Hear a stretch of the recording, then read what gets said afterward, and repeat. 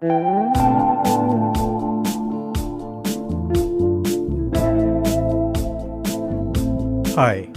I'm Gregg LeFevre, and this is The Compulsive Storyteller, a collection of short, personal stories about real events from my life that I can't help telling over and over again.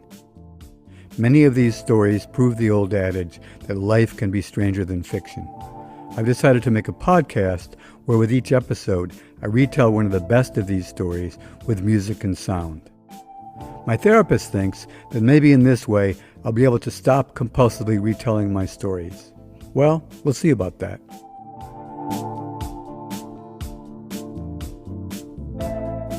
This week's story is about riding uptown on the number 6 train when who lands in the car? Killer B, one of New York's most aggressive subway panhandlers.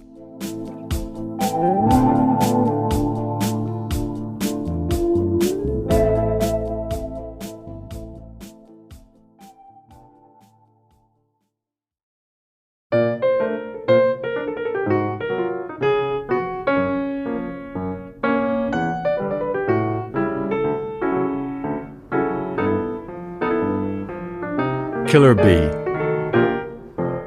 A while back, the New York Times did a piece on the 4 most aggressive subway panhandlers. The only one I remembered was called Killer B.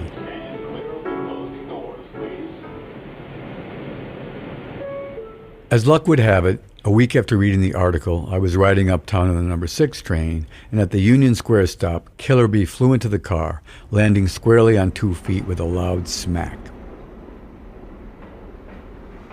He wore a t-shirt striped with wide, alternating yellow and black bands, 2 coiled spring B antennae with dented ping-pong balls at their ends that bobbed up and down furiously as he landed. He also carried a beat-up old saxophone on a strap around his neck, and a tiny kitten clung to the shoulder of his B shirt, all of which were accurately described in the Times piece. He leapt forward again with both feet, frog style, not bee style, and landed in front of a middle-aged woman sitting 2 seats to my left. "Give me some money or I'm going to blow your fucking head off," he yelled as she froze in her seat. Before anybody could assist her, he blew a very loud note on his saxophone directly into her face from about 6 inches away. I stood up, turned and faced him. We made eye contact, and he did a 2-footed backwards leap, yelling, "Faggot, faggot, you fucking faggot." I advanced toward him very carefully, watching his hands to make sure he didn't reach into his pockets for a weapon. At that moment, the doors conveniently opened at the 23rd Street stop, and out he went. Again, a backward leap, scattering the people waiting on the platform for the train. I reclaimed my seat, completely rattled.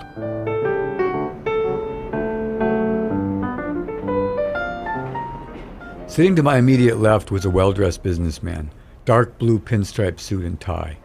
He turned to me shaking his head and simply said, "Wow."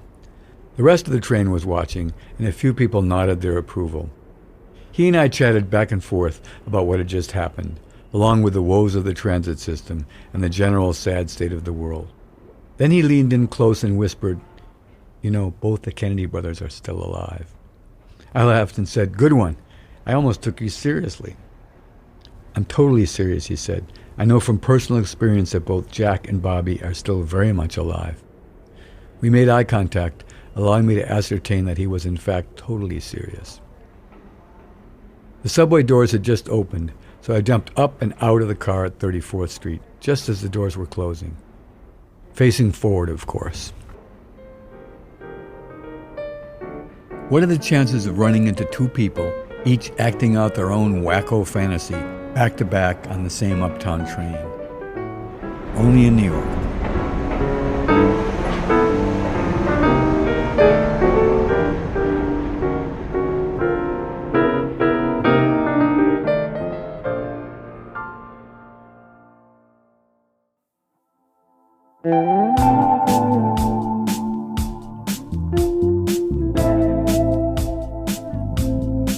Compulsive Storyteller is produced by Peter Kokoma and me, Gregg LeFevre. Our theme music was made by Peter Kokoma.